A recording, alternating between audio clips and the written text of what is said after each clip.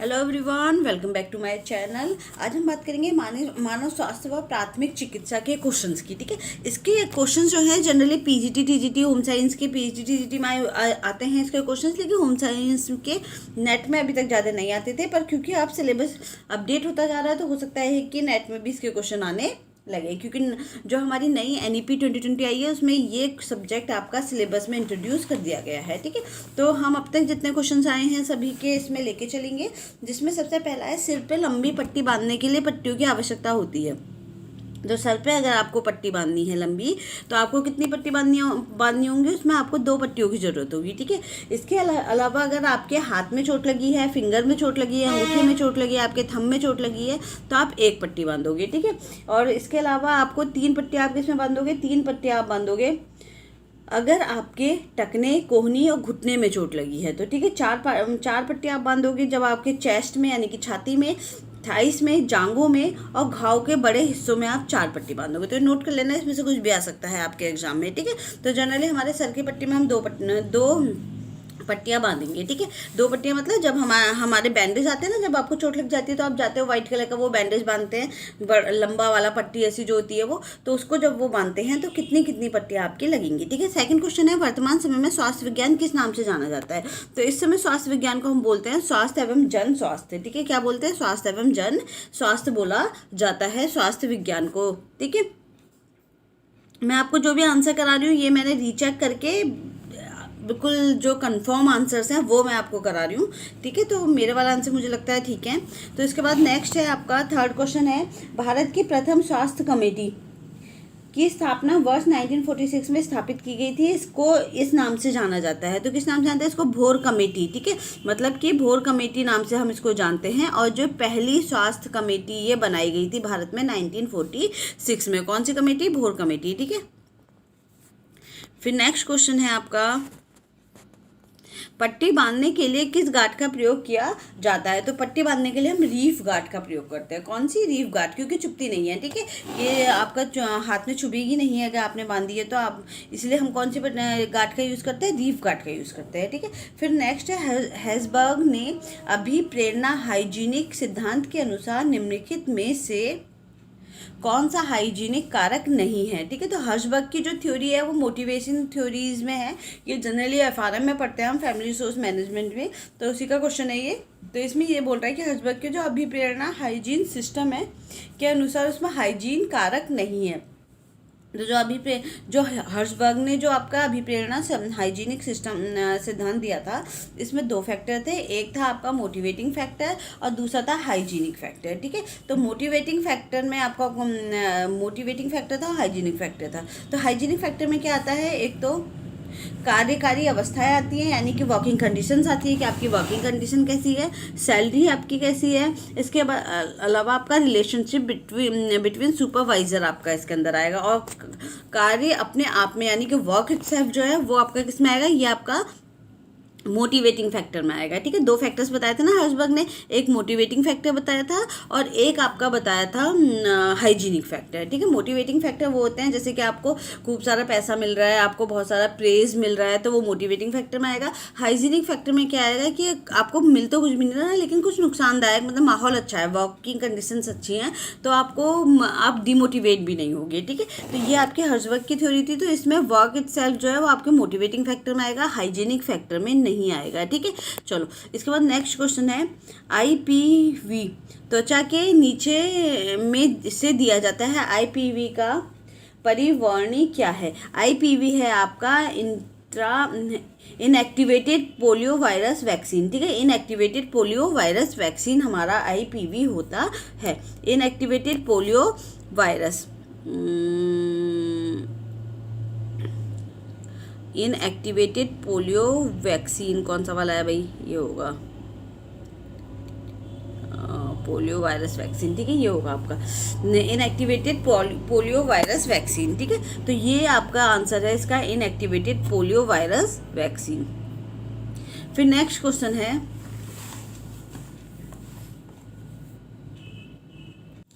अब next question है, अगर किसी व्यक्ति को अचानक रासायनिक दाह हो जाए तो तुरंत क्या करना चाहिए। मतलब कि अगर किसी व्यक्ति के हाथ में या किसी बॉडी पार्ट्स में अचानक हार्मफुल केमिकल गिर जाए, ठीक है, तो उसे क्या करना चाहिए। उसे क्या करना चाहिए, सबसे पहले तो उसे काफ़ी सारा पानी लेना चाहिए, ठंडा पानी, ठंडा मतलब फ्रिज का नहीं, लेकिन जो नॉर्मल टेम्परेचर का पानी होता है, हल्का हल्का ठंडा ठंडा पानी, ठीक है, उसे लेकर के जिस एरिया में केमिकल गिरा है लगभग 20 मिनट तक उस एरिया में केमिकल्स के ऊपर उस पानी को डालना चाहिए। तो 20 मिनट तक आप उस पानी को उसके ऊपर डालते रहो। तो आपको अगर हाथ में या कहीं भी केमिकल गिर गया है, कोई हार्मफुल केमिकल गिर गया है, तो आपको क्या करना है, उसमें 20 मिनट तक जो ठंडा पानी है, जो नॉर्मल टेम्परेचर का पानी होता है, उसको आपको डालना चाहिए, फ्रिज का नहीं, जो सिंपल हमारा नॉर्मल कूल वाटर होता है, ठीक है। फिर ये है आपका नेक्स्ट है, मानव दूध में प्रमुख इम्यूनोग्लोबिन निम्न में से कौन सा है, ठीक है। तो मानव दूध में हमारा कौन सा इम्यूनोग्लोबिन पाया जाता है, आपका पाया जाता है IgA, ठीक है, IgA इम्यूनोग्लोबिन जो है वो मानव दूध में पाया जाता है। कौन सा पाया जाता है, SIgA, इसका नाम SIgA है, ठीक है। तो ये जो आपका पाया जाता है SIgA पाया जाता है, और इसके अलावा G पाया जाता है इम्यूनोग्लोबिन, और आपका M, ठीक है, ये भी इम्यूनोग्लोबिन पाया जाता है IgM जिसे हम बोलते हैं। तो 3 इम्यूनोग्लोबिन हमारे पाए जाते हैं मेन आपके मिल्क में, ठीक है। इम्यूनोग्लोबिन कौन होते हैं, जो आपकी इम्यूनिटी को अच्छा बनाते हैं और आपकी रोग प्रतिरोधक क्षमता को अच्छा बनाए रखते हैं ताकि आपको बीमारियां ना लगें। तो कौन कौन सा हो गया मानव दूध में, जो ब्रेस्ट मिल्क है, एक तो आपका SIgA हो गया, तो ऑप्शन ये है SIgA, ठीक है, SIgA इसका ऑप्शन है, इसमें IgA दिया हुआ है, ठीक है, पर इसको SIgA भी बोलते हैं, शॉर्ट में दे दिया होगा इन्होंने। इसके अलावा G, M, ठीक है, ये सब इम्यूनोग्लोबिन के नाम है। M को क्या बोलते हैं, IgM भी बोलते हैं, ठीक है। तो ये इम्यूनोग्लोबिन जो हैं ये हमारे दूध में पाए जाते हैं ब्रेस्ट मिल्क में, ठीक है। इसके बाद नेक्स्ट क्वेश्चन है, सांप द्वारा काटे हुए पीड़ित व्यक्ति की देखभाल करते समय किन बातों से बचा जा सकता है, ठीक है। काटे हुए भाग को स्थिर रखना और दिल के नीचे रखना, मतलब उसका जो ब्लड सर्कुलेशन है वो आपको क्या करना है, उसको कंट्रोल कर देना है ताकि वो जो ब्लड सर्कुलेशन है वो आपके हार्ट तक ना पहुंचे, नहीं तो क्या होगा, जो ब्लड है वो भी आपके हार्ट तक पहुंच जाएगा। तो आपको कोशिश करनी है, जो भी चोट आपको लगी है वहाँ पर आप उसे टाई कर दो, अच्छे से बांध दो, ताकि जो ब्लड है ऊपर की तरफ से, ठीक है, ताकि जो ब्लड है वो ऊपर हार्ट की तरफ तक ना पहुँचे, ठीक है। फिर नेक्स्ट क्वेश्चन है, मिथाइन विषाक्तता के उपचार के लिए निम्नलिखित में से क्या प्रयुक्त किया जाता है, ठीक है। तो इसके लिए हम क्या प्रयुक्त करते हैं, इसके लिए हम प्रयुक्त करते हैं फोमेपिलोज और इथाइनॉल, ठीक है, फोमेपिलोज और इथाइनॉल हम इसके लिए प्रयुक्त करते हैं। तो इथाइल अल्कोहल इसका ऑप्शन है। इसके अलावा और भी कुछ केमिकल्स है, जैसे फोमेपिलोज और आपका इथाइनॉल, ठीक है, एथिनॉल, ये आपके किसमें हम यूज़ करते हैं, मिथाइल विषाक्तता के उपचार के लिए यूज़ करते हैं। मतलब कि आपने गलती से मिथाइल केमिकल पी लिया तो आपको क्या मिलेगा, फोमेपिलोज और एथिनॉल आपको दिया जाएगा उसके असर को कम करने के लिए, ठीक है। फिर यदि बच्चों को कोई कीड़ा काट ले तो दर्द निवारक के लिए कौन सी दवा नहीं देनी चाहिए, ठीक है। तो कौन सी नहीं दोगे आप, पैरासीटामोल नहीं दोगे, ठीक है, बाकी ये 3 आप दे सकते हो। इसके बाद है NRHM, ठीक है, NRHM है आपका। NRHM क्या है, नेशनल रूरल हेल्थ मिशन, ठीक है। NRHM की फुल फॉर्म क्या होती है, national rural health mission, national rural health mission, ठीक है। ये आपकी NRHM की फुल फॉर्म है, ठीक है, national rural health mission, NHRM की फुल फॉर्म, ठीक है। इसमें क्या है, NRHM की ये किस विभाग से संबंधित है, तो नाम से ही पता चल रहा है ये हेल्थ से संबंधित है, ठीक है। नेशनल रूरल हेल्थ मिशन है तो हेल्थ से तो संबंधित होगा ना। PM का प्रथम सूचक है, PM मतलब प्रोटीन एनर्जी मालन्यूट्रिशन, ठीक है। प्रोटीन एनर्जी मालन्यूट्रिशन ये आपका UPLT 29 में आया हुआ है। ये सब होम साइंस के क्वेश्चंस हैं, ठीक है। तो PM का प्रथम सूचक क्या है, यानी कि प्रोटीन एनर्जी मालन्यूट्रिशन का प्रथम सूचक क्या है, आयु अनुसार वजन कम होना, ठीक है। मतलब जब बच्चे का वेट कम होने लगेगा, क्योंकि प्रथम क्या होता है, हमेशा शुरू में जो हमें दिखाई देने लगता है, जब आपका बच्चे का एज के हिसाब से वेट कम होने लगेगा तो वो क्या है, PM का प्रथम सूचक है। आपको सबसे पहले समझ में आ जाना चाहिए कि हमारे बच्चे में क्या है, PM प्रोटीन एनर्जी मालन्यूट्रिशन की प्रॉब्लम दिखाई देने लगी है, ठीक है। तो ये सबसे पहला सिम्टम है इसका। उसके बाद नेक्स्ट है 5 वर्ष से अधिक आयु वाले बच्चों को कृत्रिम श्वसन का कौन सी विधि दी जानी चाहिए, ठीक है। कौन सी विधि देंगे अगर हम 5 वर्ष से ज़्यादा अधिक आयु वाले बच्चे का है, किसी कारणवश वो सांस नहीं ले पा रहा है, हो सकता है डूब गया है या कोई भी रीज़न हो सकते हैं कि उसको सांस नहीं आ रहा है, बच्चे को वो ब्रीद नहीं कर पा रहा है, तो हम कौन सा मेथड देंगे उसको, तो हम उसको देंगे 5 वर्ष से ज़्यादा वाले बच्चों को देंगे शेफर्स मेथड। कौन सा देंगे? शेफर्स मेथड, ठीक है। शेफर्स मेथड देते हैं हम 5 वर्ष से ऊपर के बच्चे को, ठीक है। समझ में आ गया। और नेल्सन मेथड जो देते हैं वो देते हैं हम 5 वर्ष से अगर कम बच्चा है, यानी कि अंडर 5 ईयर बेबी है, तो उसको हम कौन सा देंगे? नेल्सन मेथड हम उसको देंगे, ठीक है। और अगर ये वाला लाबोर्ड विधि है, तो लाबोर्ड विधि हम कब देंगे? अगर उसके बच्चे के छाती की पसलियाँ जो हैं वो टूट गई हैं, तो ठीक है, मतलब कि अगर छाती की पसलियाँ जो है उसकी कमज़ोर हैं या टूटी हुई हैं, तो हम कौन सा देंगे? उसको लाबोर्ड की विधि देंगे, यानी कि उसकी चेस्ट की जो पसलियाँ हैं वो अगर आपकी टूट गई हैं, तो ठीक है। इसके अलावा सिल्वेस्टर की विधि हम क्या करते हैं, अगर कोई पानी में डूबने के बाद हम कौन सी देते हैं? सिल्वेस्टर की विधि देते हैं। ये सब ब्रीदिंग है, जैसे कि आपने देखा होगा किसी की सांस रुक जाती है तो उसे माउथ टू माउथ हम क्या करते हैं? माउथ टू माउथ उसको सांस देते हैं, ठीक है, ब्रीथ देते हैं उसे, तो उससे क्या होता है, उसकी जो रुकी हुई सांसें हैं वो स्टार्ट होनी शुरू हो जाती हैं, ठीक है। फिर है कार्य क्षमता तथा कार्य की आवश्यकता के बीच जितना अधिक सामंजस्य होगा, ठीक है। कार्य क्षमता और कार्य की आवश्यकता के बीच जितना अधिक सामंजस्य होगा उतना कम कार्यकर्ता को चोट लगने का खतरा होगा। सामंजस्य का मतलब क्या है? आपका वर्क प्लेस और आपका वर्कर है, उसका जो वर्क प्लेस और वर्कर जो है वो बिल्कुल सही से बना हुआ वर्क प्लेस होगा, कंफर्टेबल होगा, अच्छे से वो काम करेगा वहाँ पे। टेबल चेयर और जो मशीन है वो वर्कर के हिसाब से उसकी हाइट के हिसाब से बनी होगी, तो वर्कर को चोट लगने के चांसेस कम होंगे। ये आपका एर्गोनॉमिक्स का क्वेश्चन है, ठीक है। जब हम एफआरएम पढ़ेंगे तो उसमें एर्गोनॉमिक्स में पढ़ा जाएगा ये सब, ठीक है। इसके बाद नेक्स्ट क्वेश्चन है मानव शास्त्रीय संरचना आयाम है जो कि संबंधित है। मानव शास्त्रीय संरचना आयाम इन्होंने किसको बोला है? एंथ्रोपोमेट्रिक मेजरमेंट्स, ठीक है। एंथ्रोपोमेट्रिक मेजरमेंट्स में हम क्या क्या लेते हैं? एक तो हाइट लेते हैं, ठीक है, हाइट लेंगे हम, इसमें वेट लेंगे, हाइट, वेट, शरीर, और आप क्या लोगे? कमर की परिधि लोगे, यानी कि आपका जो कमर है उसको नापोगे, ठीक है, जो आपकी पूरा वेस्ट एरिया है उसको नापोगे, ठीक है। तो आपका क्या क्या लेते हैं इसमें? हाइट लोगे, वेट लोगे और वेस्ट सर्कमफ्रेंसेस लोगे, ठीक है। तो हम इसमें ये 3 चीज़ें लेते हैं। बाकी शरीर की स्थिति इसके ऑप्शन में नहीं आएगी, एंथ्रोपोमेट्रिक मेजरमेंट में है। जो हमारा न्यूट्रिशनल असेसमेंट वाला जब चैप्टर पढ़ेंगे हम उसमें इसको पढ़ेंगे, ठीक है। तो एंथ्रोपोमेट्रिक मेजरमेंट में आपके क्या क्या आता है? मतलब एंथ्रोपोमेट्रिक मेजरमेंट मतलब शरीर की नाप लेते हैं, ठीक है, हम ये देखने के लिए कि आपका जो है जो न्यूट्रिशनल स्टेटस है वो कैसा है। अगर आपकी कमर का जो साइज है, यानी कि वेस्ट सर्कमफ्रेंसेस बहुत ज़्यादा आ रहा है, तो इसका मतलब आप ओबेसिटी के शिकार हो, ठीक है। अगर आपकी हाइट कम है, ठीक है, तो इसका मतलब आप जो आपका स्टंटेड स्टंटेड जो आपकी ग्रोथ होती है आप उसका शिकार हो, ठीक है, यानी कि आपकी जो न्यूट्रिशन है वो बहुत लंबे समय से अच्छा नहीं है, ठीक है। तो आपकी हाइट कम है। अगर आपका न्यूट्रिशन आजकल में कम होने लगा है तो आपका वेट कम होने लगेगा, ठीक है। तो ये सब क्या है? आपके एंथ्रोपोमेट्रिक मेजरमेंट के टाइप से। ये हम जब न्यूट्रिशनल असेसमेंट पढ़ेंगे, उसका क्वेश्चन है, तब हम उसमें पढ़ेंगे, ठीक है। दांत की सफाई ना होने पे फंसे भोजन का अंश क्या करेगा आपका? सिंपल सी बात है, अगर आप रात को ब्रश करके नहीं सोते हो, GIC 2017 में आया हुआ क्वेश्चन है, सब होम साइंस के क्वेश्चन हैं ये, ठीक है। दांत की सफाई ना होने पर फंसे भोजन का अंश क्या कहलाता है?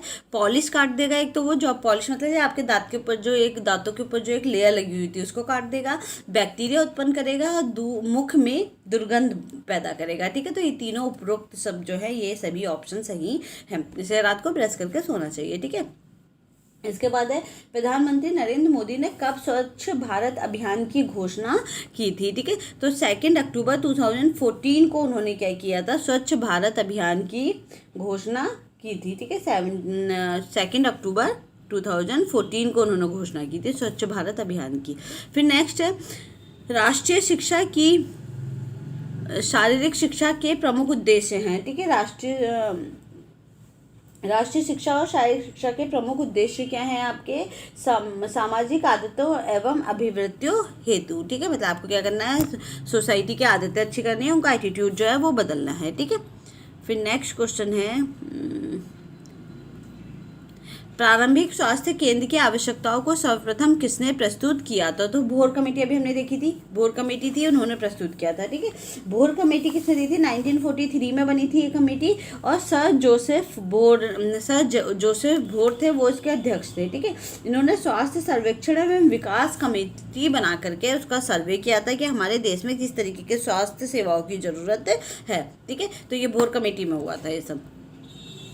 उसके बाद है NRHM। ठीक है, NRHM का पूरा नाम क्या है? अभी देखा था हमने, नेशनल रूरल हेल्थ मिशन। ठीक है, ये 2005 अप्रैल में स्टार्ट हुआ था। ठीक है, नेशनल रूरल हेल्थ मिशन ये कब स्टार्ट हुआ था? 2005 में स्टार्ट हुआ था। ठीक है, फिर है ये क्या बोल रहा है नेक्स्ट क्वेश्चन आपका?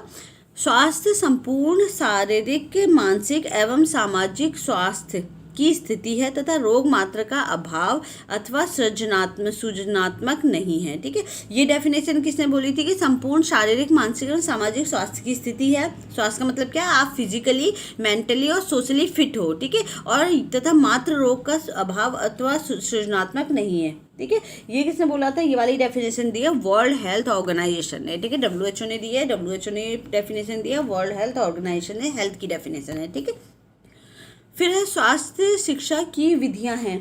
स्वास्थ्य शिक्षा की व्यक्तिगत संपर्क भी हो सकती है, समूह संपर्क भी हो सकती है, जनसंपर्क भी हो सकती है, उपयुक्त सभी, यानी कि आपका इंडिविजुअल कॉन्टैक्ट मेथड भी हो सकता है, ग्रुप कॉन्टैक्ट मेथड भी हो सकता है, और mass contact method, mass communication method भी आपका हो सकता है। क्योंकि आप तो किसी भी मेथड से स्वास्थ्य की शिक्षा दे सकते हो ना, टीवी में भी दे सकते हो, मास के हिसाब से घर घर जाके भी दे सकते हो। ठीक है, तो ये क्या है? ये आपका स्वास्थ्य शिक्षा की विधियां थी। ठीक है, अब नेक्स्ट क्वेश्चन है डैश डैश, यह बैंडेज में उपयोग होता है। तो कौन सा क्लोथ जो है? गॉस क्लोथ जो होता है, गॉस क्लोथ हमारा किस में यूज़ करते हैं? हम बैंडेज में यूज़ करते हैं। ठीक है, गॉस क्लोथ। समझ में आ गया इतना? फिर है इसके बाद नेक्स्ट क्वेश्चन है national institute for the visually handicap. ठीक है, national institute for the visually handicap, राष्ट्रीय दृष्टिबाधित संस्थान कहाँ स्थित है? तो ये आपका कहाँ स्थित है? ये आपका देहरादून में स्थित है। ठीक है, कहाँ स्थित है? देहरादून में। ठीक है, देहरादून कहाँ है? उत्तराखंड में है। ठीक है, NIVH। ठीक है, national institute for visual handicap. ठीक है, NIVH क्या है आपका? National institute for visual handicap. ये कहाँ स्थित है आपका? देहरादून, उत्तराखंड में, जो कि राजधानी है उत्तराखंड की, वहाँ स्थित है आपका NIVH। ठीक है, national institute for visual handicap. ठीक है, इसके बाद नेक्स्ट क्वेश्चन है वर्ल्ड एड्स डे कब मनाया जाता है? सबको पता है 1 दिसंबर को मनाते हैं हम वर्ल्ड एड्स डे। ठीक है, HIV एड्स का एक डे मनाया जाता है, वो कब मनाते हैं हम? वर्ल्ड एड्स डे मनाते हैं हम 1 दिसंबर को। ठीक है, इसके बाद कुछ क्वेश्चन हैं जैसे कि NHRE हुआ है। ठीक है, नहीं कुछ और है, NREGA। ठीक है, एक्चुअली ये इसमें हिंदी में दिक्कत आती है, NREGA,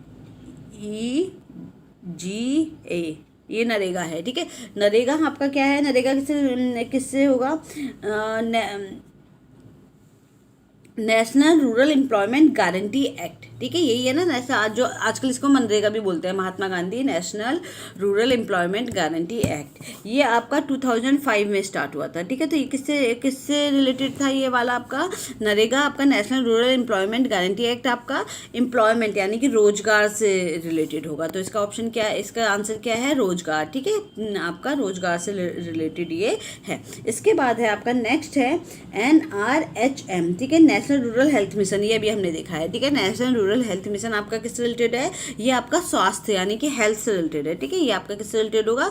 स्वास्थ्य यानी कि हेल्थ से रिलेटेड होगा। ठीक है, रोजगार और हेल्थ हो गए आपके।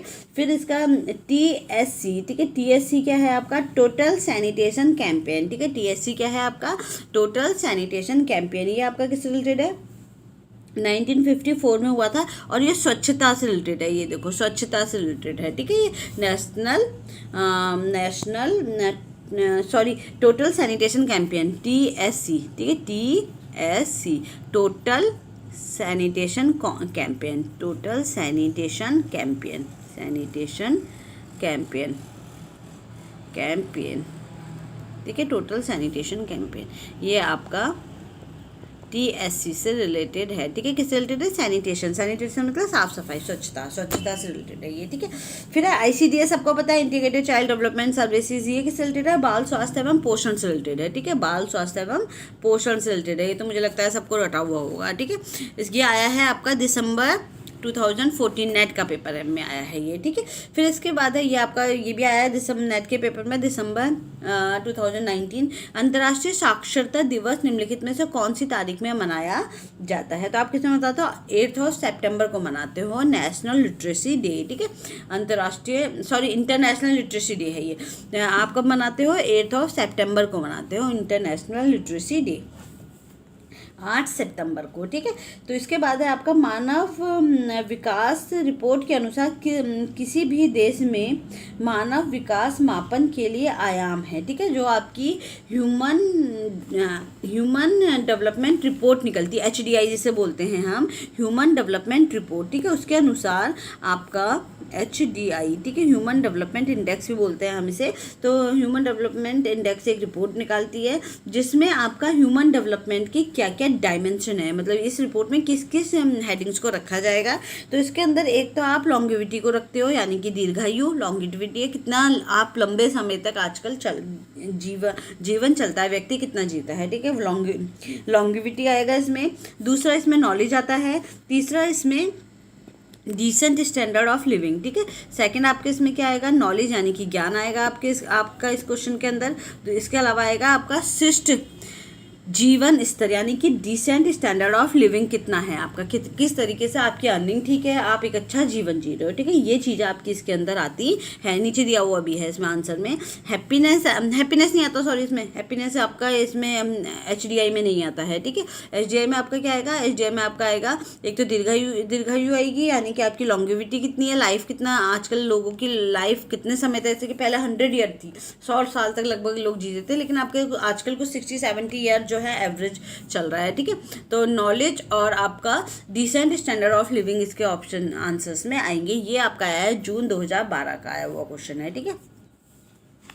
फिर इसके बाद नेक्स्ट क्वेश्चन है, जन स्वास्थ्य एवं पोषण कार्यक्रम में शारीरिक क्रियाओं के लिए अधिक खुले स्थान बनाए जाने चाहिए ताकि स्वास्थ्य को बढ़ावा दिया जा सके, ठीक है। सबको पता, खुले स्थान मतलब पार्क, ग्राउंड, ये सब बनाने चाहिए, जिससे क्या होगा, आपके स्वास्थ्य को बढ़ावा मिल सकेगा, ठीक है।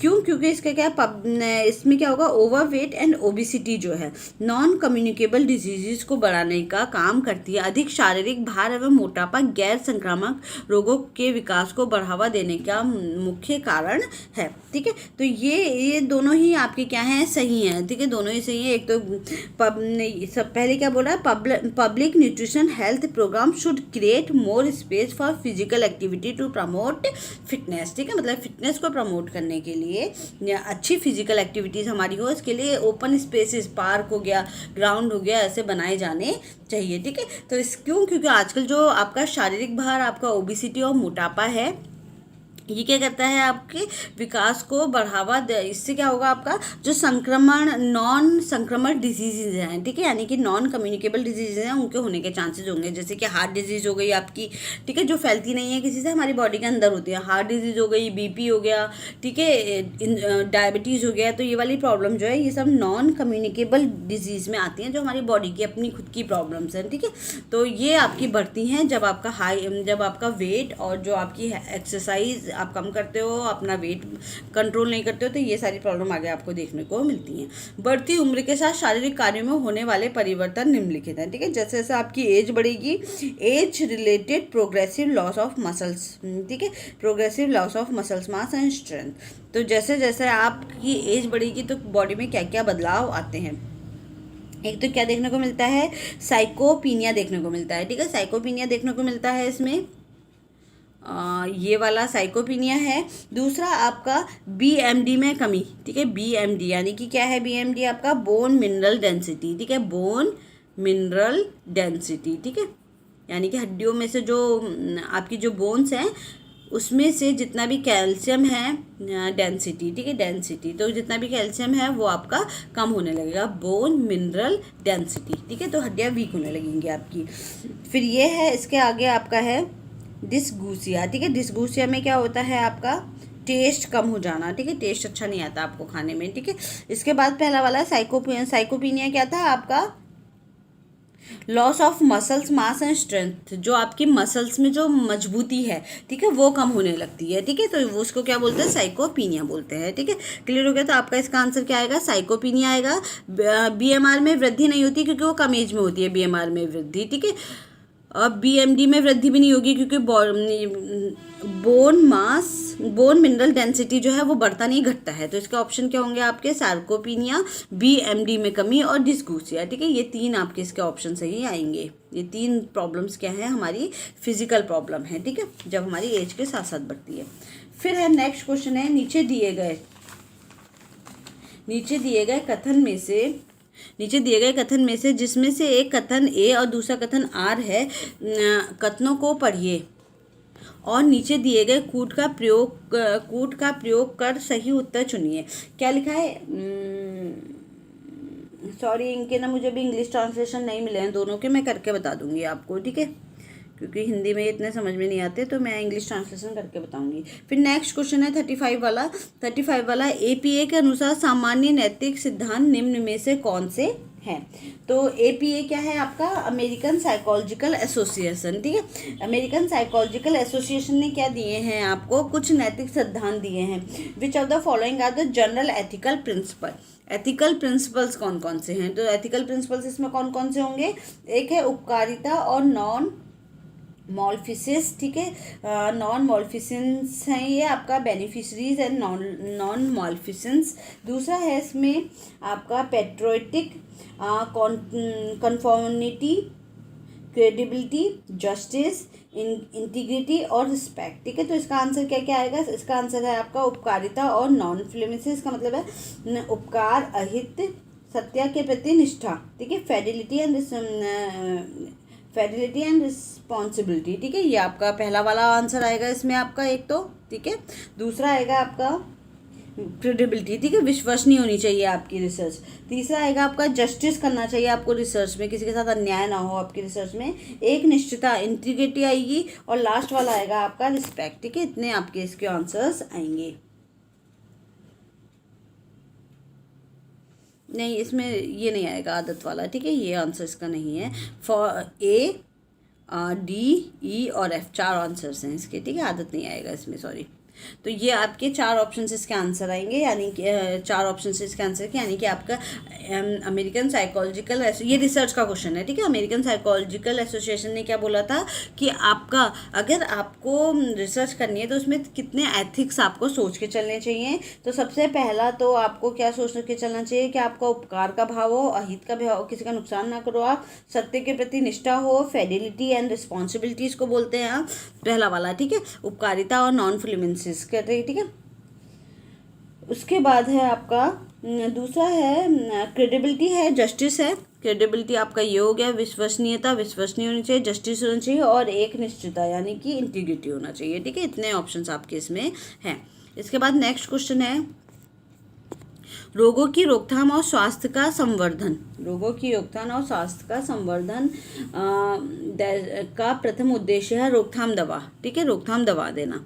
अगर आपको सबसे पहले क्या चीज़ देखनी है, आपको ये देखना है कि सबसे पहले अगर आपको कंट्रोल करना है तो दवा देके ही तो करोगे ना, सबसे पहले रोकथाम दवाई देनी है आपने, ठीक है। फिर है सार्स का क्या है आपका severe acute respiratory syndrome. SARS की फुल फॉर्म क्या है, सीवियर एक्यूट रेस्पिरेटरी सिंड्रोम, ठीक है। सीवियर नहीं, स्लो नहीं है, सीवियर है, सीवियर एक्यूट रेस्पिरेटरी सिंड्रोम, ठीक है, बी वाला, बी वाला आंसर है इसका, ठीक है। तो सीवियर एक्यूट रेस्पिरेटरी सिंड्रोम आपका है सार्स की फुल फॉर्म। ये आपका कोरोना में टर्म, जब कोरोना आया था तब इसको ये वाला टर्म आया है, सीवियर एक्यूट रेस्पिरेटरी सिंड्रोम। क्योंकि कोरोना से क्या था, हमें सीवियर प्रॉब्लम्स आ रही थी हमारे लंग्स में, एक्यूट में, ठीक है।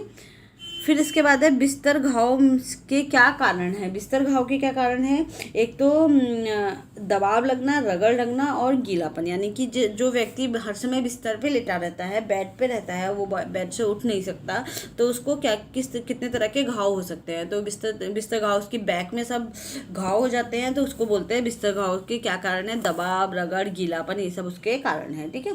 फिर यही डेफिनेशन दोबारा आ गई, स्वास्थ्य केवल रोग अथवा दुर्बलता की अनुपस्थिति नहीं बल्कि संपूर्ण शारीरिक, मानसिक एवं सामाजिक स्वास्थ्य की आवश्यकता है, तो ये अवस्था है, तो ये WHO ने बोला था। ठीक है, सिर्फ आपको फिजिकली फिट नहीं होना, आपको साथ ही साथ क्या होना है, शारीरिक, मानसिक और सामाजिक, मतलब ऐसा नहीं है कि सिर्फ बीमारियां ना हो, बल्कि आपको मेंटली फिजिकल भी फिट होना है। ठीक है,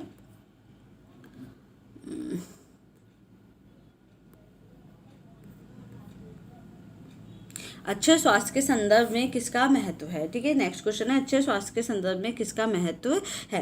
तो अच्छे स्वास्थ्य के संदर्भ में आपका अच्छी आदतों का महत्व है, घरेलू स्वच्छता का महत्व है और शारीरिक स्वच्छता का महत्व है। इन सब का महत्व आपका है अगर आपको अच्छी आदतें रखनी है तो। ठीक है, इसके बाद नेक्स्ट क्वेश्चन है, स्वास्थ्य शिक्षा प्रदान करने हेतु सरकार द्वारा क्या प्रयास लिया गया। ठीक है, सरकार द्वारा क्या प्रयास लिया गया था, तो सभी प्रयास लिए थे उन्होंने। भाषणों का आयोजन किया जा रहा था, प्रदर्शनियां लगाई जा रही हैं और आपके चलचित्र का निर्माण किया जा रहा है। चलचित्र मतलब फिल्म्स वगैरह। ठीक है, इनका निर्माण भी किया जा रहा है, एडवर्टाइजमेंट, फिल्म्स वगैरह। ठीक है, खुले घाव के लिए प्राथमिक चिकित्सा देते वक्त सबसे पहले क्या करेंगे, जो अंदर घुसी हुई वस्तुओं को निकालेंगे। ठीक है, सबसे पहले क्या करेंगे, आप जो भी आपका, मान लीजिए आपको चोट लगी है, तो आप जब चोट लगती है तो आपकी जो उतना स्किन है उसके अंदर मिट्टी, धूल और कंकड़ ये सब चले जाते हैं, तो उनको पहले निकाला जाता है। ठीक है, फिर पट्टियों को वर्गीकृत किया जाता है। तो पट्टियों को किन दो चीज़ों में वर्गीकृत करेंगे हम, एक तो तिकोनी पट्टी और आपकी लंबी पट्टी। दो तरह की पट्टियाँ होती हैं, तिकोनी पट्टी और लंबी पट्टी। ठीक है, तिकोनी पट्टी और लंबी पट्टी।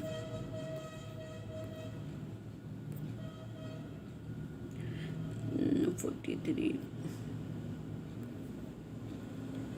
ठीक है, तिकोनी पट्टी और लंबी पट्टी दो तरह की हमारी पट्टियाँ होती है। इसके बाद है, एक व्यक्ति जिसमें कपड़ों में आग पकड़ ली है तो मदद के लिए हमें नहीं करना चाहिए। ठीक है, तो क्या नहीं करेंगे,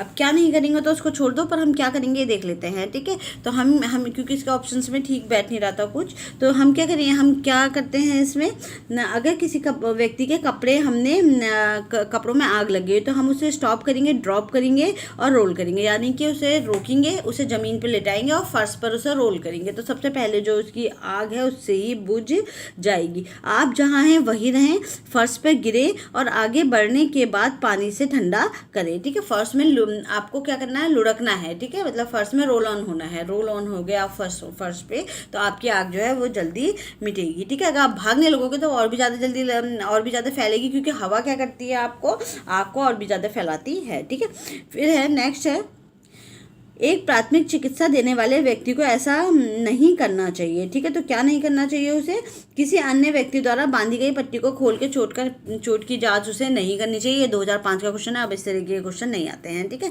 शरीर का तापमान सामान्यतः क्या होता है, तो 98.6 डिग्री सेंटीग्रेड हमारा नॉर्मल टेम्परेचर है बॉडी का, और सॉरी फ़ारेनहाइट। ठीक है, 98.6 डिग्री फ़ारेनहाइट और 37 डिग्री सेंटीग्रेड। ठीक है, 37 डिग्री सेंटीग्रेड हमारी बॉडी का नॉर्मल टेम्परेचर। अगर सेंटीग्रेड में लिखेंगे तो 37 डिग्री आएगा और फ़ारेनहाइट में लिखेंगे तो 98 डिग्री फ़ारेनहाइट आएगा। ठीक है, नहाने का सबसे अच्छा साबुन वही है जिसमें क्षार की मात्रा का प्रयोग जो है वो कम किया गया हो। ठीक है, यानी कि जो क्षार है, एल्कलाइन है, वो कम हो। ठीक है, तो वो क्या है, हमारा साबुन अच्छा माना जाता है। डव के ऐड में भी आता है। ठीक है, वो दिखाते हैं चेक करके कि कितना उसमें उसका मीडियम कितना क्षारीय मीडियम है। ठीक है, इसके बाद नेक्स्ट क्वेश्चन है, प्राथमिक स्वास्थ्य केंद्र का कार्य नहीं है, तो क्या कार्य नहीं है, आर्थिक विकास करना। ठीक है, प्राथमिक स्वास्थ्य केंद्र का कार्य, तीनों कार्य हैं उसके, चिकित्सा विकास सेवा कर देना है, स्वास्थ्य शिक्षा प्रसार करना है, संक्रमण रोग का नियंत्रण करना है, लेकिन आर्थिक विकास करना उसका कार्य नहीं है। ठीक है, तो ऑप्शन में क्या आएगा, आर्थिक विकास करना उसका कार्य नहीं है। ठीक है, फिर है कार्यात्मक साक्षरता कार्यक्रम का उद्देश्य मूलभूत कौशल प्राप्त करने में निम्नलिखित में से किसमें निरक्षर वयस्कों को समर्थ बनाता है। यानी कि जो ये आपका है जून 2015 में आया है ये क्वेश्चन। इसमें आपका अगर कार्यात्मक साक्षरता कार्यक्रम का उद्देश्य मूलभूत कौशल प्राप्त करने के लिए निम्नलिखित में से किसमें निरक्षर वयस्कों को समर्थन, जो आपके एडल्ट्स हैं जो पढ़े लिखे नहीं हैं तो उनको क्या क्या हमें सिखाना है। ठीक है, साक्षरता कार्यक्रम के अंतर्गत एक तो हम उसे पठन सिखाएंगे, यानी कि थोड़ा बहुत उसे पढ़ना सिखाएंगे ताकि वो छोटी छोटी चीज़ें पढ़ सके। ठीक है, जैसे कि अगर उसे कहीं जाना है तो बस इसका नाम पढ़ सके। ठीक है, तो वो क्या हो गया, तो पठन आएगा उसमें। ठीक है, फिर राइटिंग आएगा, यानी कि लेखन। ठीक है। फिर आएगा एरिथमेटिक यानी कि अंकगणित। फिर आएगा आपका वोकेशनल यानी कि रोजगार, ठीक है। तो आपको ये चीज़ें पर ध्यान देना है आपको उसे। Reading, writing, arithmetic. एरिथमेटिक का मतलब होता है छोटी मोटी कैलकुलेशन करना, कि अगर वो मार्केट में कोई चीज़ खरीदने जा रहा है तो उसे छोटी मोटी बेसिक कैलकुलेशन आनी चाहिए, ठीक है। तो अंगणित हो गया आपको, मतलब जो हमें उसको अंगणित पढ़ाने नहीं बैठना है, उसे एरिथमेटिक नॉलेज थोड़ा बहुत कैलकुलेशन का उसको देना है। और वोकेशनल यानी कि वो अपना खुद का कोई रोजगार शुरू कर सके, ठीक है। ऑर्गेनाइजेशन इसमें नहीं आएगा, ऑर्गेनाइजेशन इसका आंसर नहीं है, ठीक है। चलो फिर नेक्स्ट क्वेश्चन है, परिचारिका को रोगी के अतिरिक्त किसका सर्वाधिक ख्याल रखना चाहिए? तो भैया अपने स्वास्थ्य का सर्वाधिक ख्याल रखना चाहिए। पर यह क्वेश्चन अब इस तरीके के नहीं आने हैं, अब लेवल बढ़ गया है भाई। फिर है ड्रॉ शीट का अर्थ क्या होता है? ड्रॉ शीट का क्या अर्थ होता है? ये आपकी, जो आपने देखा होगा जब छोटे बच्चों को सुलाते हैं तो उसके नीचे एक बेड शीट्स के ऊपर हम एक शीट्स बिछा देते हैं, तो वो एक तरह की ड्रॉ शीट्स ही है, ठीक है। तो ड्रॉ शीट्स क्या होती है? स्मॉल बेड शीट्स हैं placed crosswise over the middle of the bottom sheet of a mattress, ठीक है, to cover the area between the person's upper back and thighs, ठीक है। जो क्या करेगा, व्यक्ति के कमर से लेकर के उसकी थाइस तक का पोर्शन को कवर करता है। चादर के ऊपर एक छोटी चादर बिछा देते हैं हम, उसे ड्रॉ शीट बोलते हैं, ताकि अगर पेशेंट ऐसा है जो क्या खुद फ्रेश होने नहीं जा सकता है, तो अगर वो यूरिन पास कर देता है बेड पे, तो वो नीचे तक ना जाए, वो हम बेड शीट ही ऊपर वाली चेंज कर लें, ठीक है। उसको बोलते हैं ड्रॉ शीट, ठीक है। समझ में आ गया? इसको बोलते हैं ड्रॉ शीट। रबड़ या मोम जामे के ऊपर बिछाई जाने वाली चादर, ठीक है। इसका आंसर ये है। इसके बाद नेक्स्ट है कोहनी तथा घुटने की पट्टी की चौड़ाई। ये मुझे नहीं मिला तो मैंने छोड़ दिया, ठीक है। फिर नेक्स्ट है बाह्य रक्तस्राव को रोकने के लिए प्रयोग की जाती है लंबी पट्टी की, ठीक है। बाह्य रक्तस्राव अगर आपको हो रहा है, बाहर से आपको चोट लगी, तो आप कौन सी पट्टी का यूज़ करोगे? आप करोगे लंबी पट्टी को यूज़, ठीक है। इसके बाद नेक्स्ट क्वेश्चन है, सिर पर लंबी पट्टी बांधने के लिए कितनी पट्टियों की आवश्यकता होती है? पहले क्वेश्चन में बताया था 2 पट्टी होंगी इसमें, ठीक है। परिचारिका को ज्ञान होना चाहिए, तो एक तो परिचारिका भाई अब ऐसे क्वेश्चन नहीं आते। 2006 का टीजीटी होम साइंस का क्वेश्चन आया हुआ है, तो अब नहीं आते। कोमल होनी चाहिए, कोमल तथा हंसमुख होनी चाहिए, कठोर तो बिल्कुल भी नहीं होनी चाहिए, मतलब कि ये सारे इसमें नहीं होने चाहिए। परिचारिका को ज्ञान क्या होना चाहिए? हेल्थ का होना चाहिए बस उसे, ठीक है। बाकी उससे कोई ज्ञान नहीं होना चाहिए, ठीक है। तो ये अब क्वेश्चन नहीं आते हैं, ये बहुत पुराने क्वेश्चन हैं। गृह परिचारिका का कार्य है रोगी को स्नान कराना। रोगी परिचारिका मतलब जो घर में नर्स आती हैं, ठीक है। रोगी को स्नान कराना, रोगी को समय पर दवा देना, रोगी को समस्त जानकारी चिकित्सक को देना। रोगी की समस्त जानकारी किसको देनी है? चिकित्सक को देनी है। तो ये सारे कार्य जो है वो घर में जो नर्स आती हैं उनके हैं, ठीक है। वही सूखी पट्टी की जाती है रक्त प्रवाह को रोकने के लिए। सूखी पट्टी हम कब करेंगे? जब हमें क्या रोकना है? रक्त प्रवाह रोकना है। पट्टी बांधने के लिए रीफ गार्ड का प्रयोग किया जाता है, क्योंकि ये चुभती नहीं है और इसे आसानी से खोला जा सकता है, ठीक है। तो इसका डी ऑप्शन होगा, क्योंकि ये चुभती नहीं है और इसे आसानी से खोल सकते हैं। नेक्स्ट है आपका सिर के लिए समानता पट्टी कौन सी बांधी जाएगी? लंबी पट्टी बांधी जाएगी, ठीक है। सर के लिए हम कौन सी पट्टी बांधेंगे? लंबी पट्टी बांधेंगे, ठीक है। फिर है स्वच्छता में क्लीन इन प्लेस पद्धति के उपकरण को अलग अलग करने की आवश्यकता नहीं होती, अथवा इसे आंशिक रूप से अलग अलग किया जा सकता है, ठीक है। तो क्लीन इन प्लेस में आपका क्या क्या है? डिसेंबली और clean in place method of the cleaning requires no disassembly और ओनली पार्शियल डिसेंबली और इक्विपमेंट, ठीक है। यानी कि क्लीन इन प्लेस में क्या है? आपको method cleaning required, no disassembly और पार्शियली डिसेंबली और इक्विपमेंट, ठीक है। तो ऑप्शन ए सही है। क्लीन इन प्लेस में उपकरण को अलग अलग करने की आवश्यकता नहीं होती, अथवा इसे आंशिक रूप से अलग अलग किया जा सकता है। जहाँ आप हो वहीं पर आपकी सफाई की जा रही है क्लीन इन प्लेस में, ठीक है।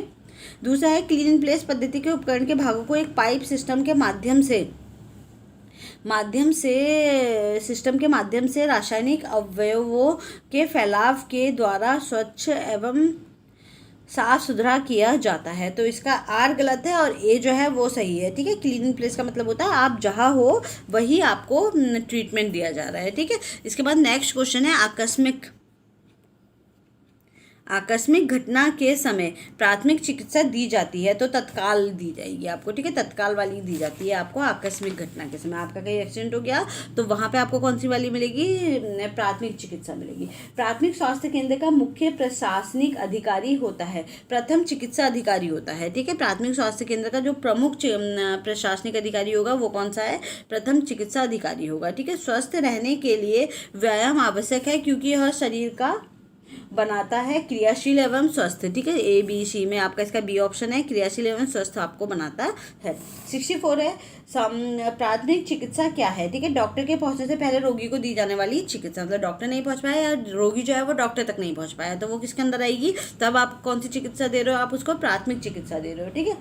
उत्तम स्वास्थ्य के लिए आवश्यक है वातावरण स्वच्छता, शारीरिक स्वच्छता, इनमें से कोई नहीं, इनमें से दोनों, तो इनमें से दोनों, आपको वातावरण भी अच्छा होना चाहिए और आपकी शारीरिक स्वच्छता भी होनी चाहिए, ठीक है, ये मुझे नहीं मिला। उसके बाद 67 क्वेश्चन है स्वास्थ्य जन स्वास्थ्य शिक्षा के सक्रिय संगठन है, तो सभी हैं, ठीक है, केंद्रीय स्वास्थ्य मंत्रालय यानी कि central ministry of health and welfare, ये भी है जो आपके स्वास्थ्य पे काम करती है।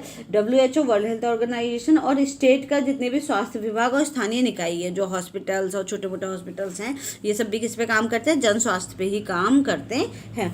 वह स्थिति जिसमें प्राथमिक चिकित्सा देने वाले की उच्चतम प्राथमिकता देनी चाहिए, तो इसमें क्या आएगा, आपका श्राव अवरोध आएगा, ठीक है। सबसे पहले आपको क्या रखना है, ब्लड को रोकना है बहने से, ठीक है। भारत की 2001 जनगणना में स्पेशल नीड्स विशेष आवश्यकताओं के व्यक्तियों की पहचान की और एक महत्वपूर्ण कदम उठाया गया है, ठीक है, सभी निरक्षर व्यक्तियों की सूची बनाना। तो ये आंसर मेरे को समझ में नहीं आया तो मैंने तो इसको ऐसे ही कर लिया है, ठीक है।